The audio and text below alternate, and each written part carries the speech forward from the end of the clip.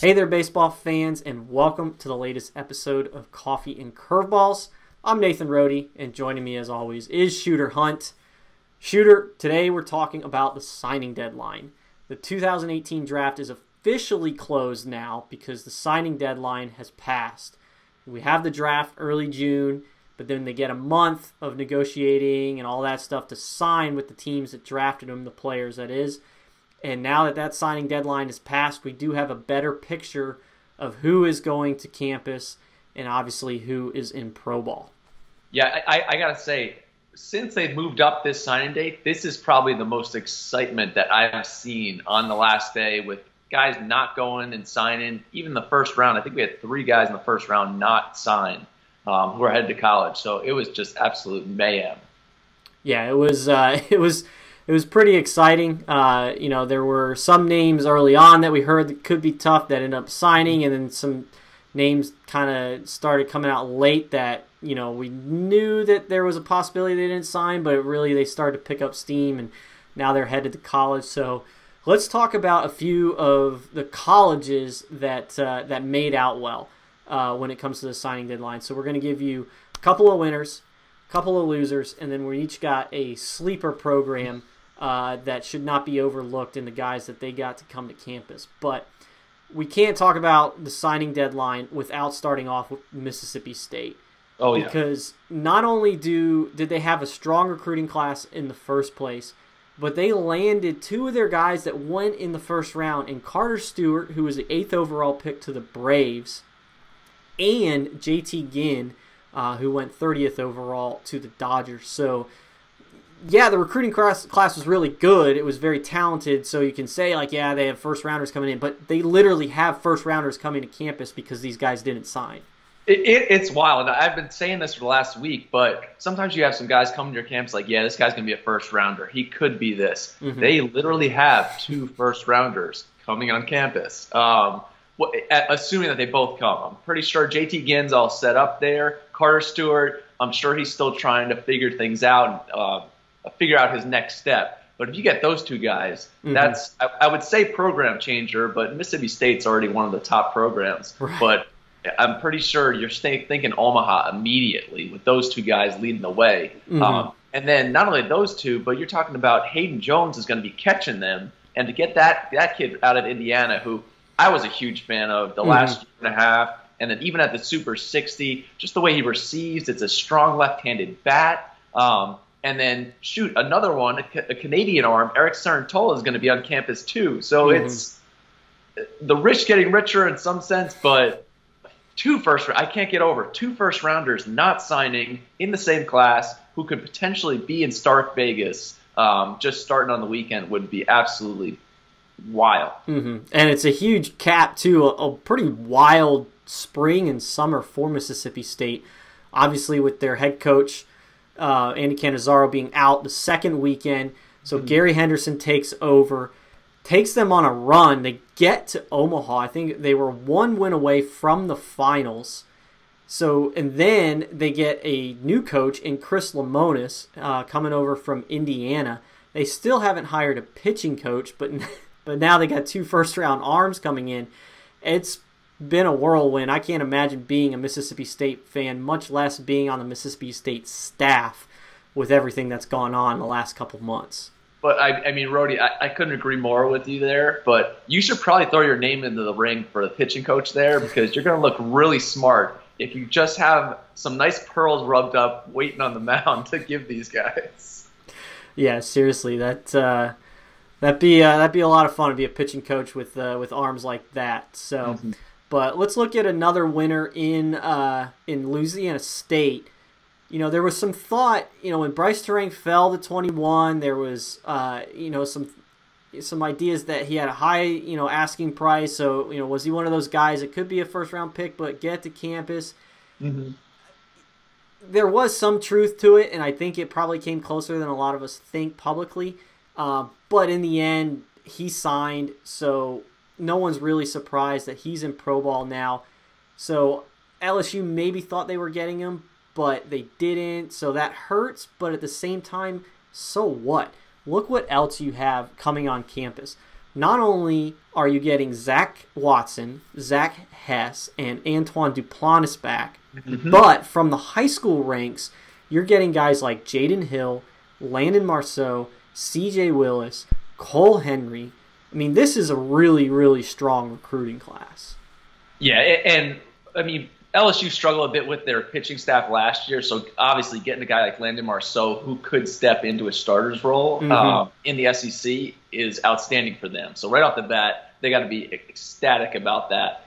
But Jaden Hill, who you and I both thought would almost definitely sign coming out of Arkansas, had a great summer last year, was on the circuit, was a big name there, but he gets to campus, so now they get to develop him. C.J. Willis, I think he had some injury issues, so now, hey, come to Baton Rouge and get to play in front of 8,000 to 10,000 a night, and you'll develop quickly. And then obviously Cole Henry, big physical frame, could be that weekend workhorse for him. So, but to be honest, bringing back those guys from last year and Zach Hess, who's got something to prove, Duplantis just been just steady as it gets, and then Watson, who's just an exciting player in the outfield.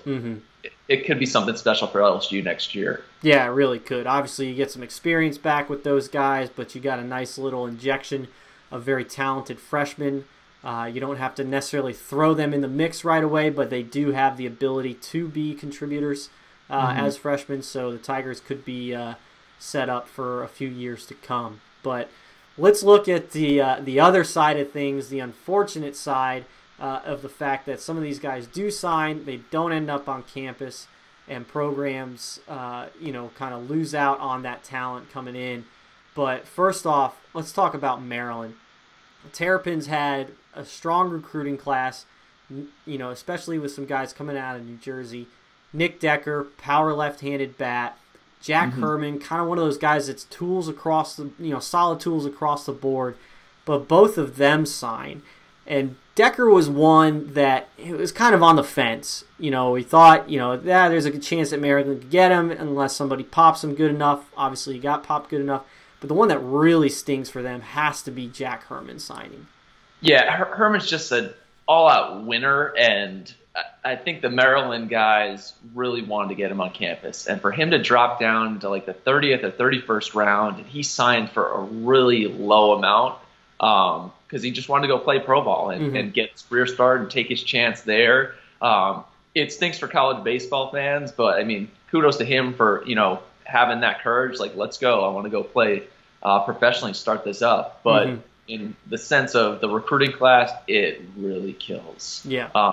Because Decker, Herman, middle of the order for 3 years would have been a lot of fun down in College Park. So that stinks for them. And on top of that, they didn't lose him to the draft, but Sean Burke had Tommy John surgery, so he is not available, as a freshman.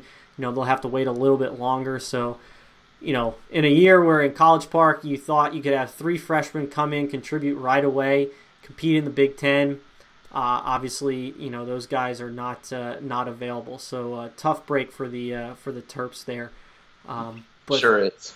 Shifting a little south, South Carolina, the Gamecocks, have a good recruiting class. They still do have some good players coming in. So it's like a lot of these other teams we talk about, in the SEC where they lost these big time recruits, but they're going to be okay because it's the SEC. But you still got to feel for South Carolina and the fact that they lost Owen White, Blaze Alexander, and Taj Bradley, who are 3 pretty marquee recruits. Owen White, there was a chance that he was going to get to school, even though he was a pretty, a consensus top 2 to 3 round guy. There was the thought that, he wanted to go to school. The asking price was, might be a little steep for some teams. So South Carolina probably felt like they could get him. In the end, they don't. Blaze Alexander, who's a toolsy shortstop. We all know how he can throw, but a pretty athletic kid. Would have been a fun, dynamic college player to watch for a few years. And then Taj Bradley, who is the youngest guy in the draft. He's actually, here's a future trivia answer for you. Taj Bradley is the first 2001 birthday to be drafted, which makes me feel a little bit old. He's really? So real young. But he's athletic righty. He's got some feels for spin. Could run into the low 90s. So that's 3 big recruits right there that South Carolina does not have walking around on campus this fall. No, and I'm sure Coach Kingston and the rest of the staff coming in late to this 2018 recruiting class, which they probably had to re-recruit all over, they probably knew there was a chance that these guys were going to sign just because of the change, and it was no longer the coaches who had recruited them. But Owen White would have been nice to see down there in Columbia. Yeah, he sure would have. So let's talk about a couple sleepers right now in terms of college programs that made out okay in the signing deadline and getting some guys to campus. For me, Coastal Carolina. This is Coffee and Curveballs. Talk about spin wins. Let's go. They get 2 arms coming to campus down there in Conway, South Carolina, that can really spin the ball. You got Jacob Maton, a right-hander out of Illinois. Ran into, bumped to 93 this spring. He's got that projectable athletic frame, but he can really spin it. So he's a guy that I feel like can contribute right away as a freshman, could potentially be in that weekend rotation starting out in spring of 2019. But then you also have left-hander Garrett McDaniels out of South Carolina. I saw him last summer at an East Coast Pro tryout. He's an athletic lefty. He's got a loose arm, feel for a changeup, but he can spin it too. And he got a little bit of attention in the spring. It was kind of a thin year in the Carolinas after Jordan Adams. So there were some guys that, were getting some looks that may not have, in a normal year. But Garrett McDaniels, there were some guys that were running in there to see him. I know cross-checkers and directors saw him. And it was really because, he could spin it. The velo wasn't quite there, sitting in the high 80s, might dip down a little bit. But I saw him, touch 90 last summer with that loose arm. Feel like it's coming, down the road. But another guy that can spin it. In a couple of years, when you're looking at these guys being sophomores and juniors and Coastal being a good program that consistently makes the NCAA tournament, you got a 1-2 punch like that, you can get through regionals pretty easily. Yeah, and not only the regionals, they can go beyond that. And they've done a great job of hosting in the past. So having 2 big arms like that get to campus that you can develop immediately and shoot. I mean, even if they're not going to start on the first year, guys who have those breaking balls will pitch innings, especially when they're throwing strikes like Maton does. So Coastal, big news for them. No doubt. So who's your sleeper shooter? I am headed to the Big Ten, Nebraska. Similarly, as we talked with Maryland earlier in the year, where these 3 guys get to campus in Decker, Burke, and Herman, that could really help out the program. Nebraska got their 3 guys to campus. Bo Blessey coming up from Texas, Spencer Schwellenbach, and Colby Gomes are all headed to Lincoln, and they can't wait to have them because these 3 have a chance to be special. Schwellenbach's a potential 2-way guy, and 2-way guys have done great at Nebraska. So I'm sure he's going to get the chance to do that. So you're actually getting 2 players in one, in a sense, there.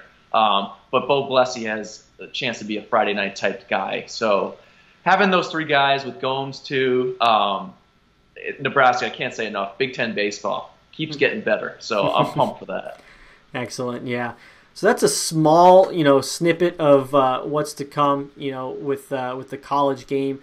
We went a lot more in depth on a podcast with other programs, also talking about the ones we just mentioned a little bit deeper. So be sure to tune into that, and also jump on prepbaseballreport.com where we have an article up if you are more of the reading type and want to look at some of these guys that are now making it to campus. But Shooter, what is next on the schedule for you? We got our 2019 rankings coming out right now, so we're getting after those, along with a lot of the top prospect games and all-state games from all over the PBR networks, coast to coast. We got a lot of big events coming, all leading to the granddaddy of them all at the Future Games in just, a few weeks now. Yeah, it's a few weeks away. We're going to start taking a look ahead at some of those, some of the aspects of the Future Games. With the hot list, we'll talk about some of the top position players coming, the top pitchers coming, top 2-way players. So be sure to check out prepbaseballreport.com for that. And I'm sure on a podcast and a future Coffee and Curveballs, we'll have a little bit more of an in-depth preview right before everything goes off at Grand Park in Indianapolis. But a little quick programming note. No coffee and curveballs next week. I will be out in the wilderness with no signal, going on an expedition for charity. If you're interested in checking that out, head to my Twitter profile. The link's right there in my bio. So just a little shameless plug there to check that out. But no coffee and curveballs next week. No podcast, but it's for a good cause. So we'll be sure to come back at you in a couple of weeks with plenty of content. The 19 rankings will have been updated by then, so I'm sure that'll be a nice long conversation. So for Shooter Hunt, I'm Nathan Rohde. This was Coffee and Curveballs, and until next time, we'll see you guys at the ballpark.